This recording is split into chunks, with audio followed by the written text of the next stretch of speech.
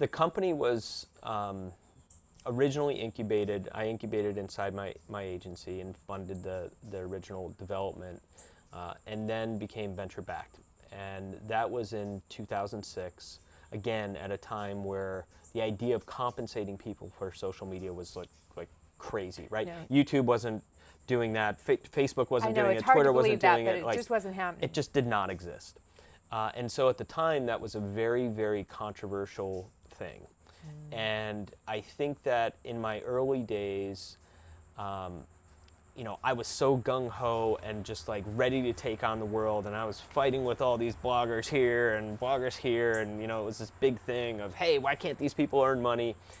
And what I didn't really fully appreciate were the other things that had to happen in the marketplace in order for us to be successful. Wow. So we invested millions of dollars building out the platform. We invested millions of dollars building out the sales force to go after advertisers. And it really didn't matter at that time how much we, banged the drum, or how much education or evangelizing we did for our practice. It was just going to take some time. Okay, so there was just an amount of time. There's what was the first major benchmark for you? I think one of the big things for me when I look at the development of this space was when the AP did their first sponsored tweet. And I was like, wow, if the AP is doing sponsored tweets, this is going to be legit. You're so gonna the see validation for your core value proposition. Yep. And you're like, okay.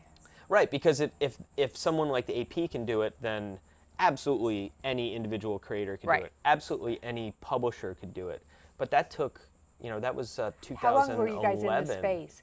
So were you in the space for 5 years before that happened? Yeah, yeah. And you have no idea how many meetings, I was rejected from. I was literally laughed out of the New York Times when I was trying to get them to sell sponsored tweets and sponsored posts. And now you look at today, and every one of those major publishers engages in sponsored content.